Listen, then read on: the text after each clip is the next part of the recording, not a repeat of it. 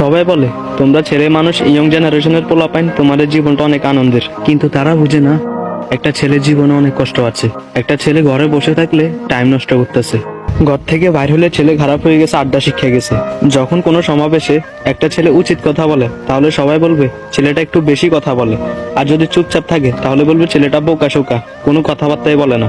আর ঘর থেকে খরচের জন্য টাকা খুঁজলে তখন বলে তুই কবে ইনকাম করবি।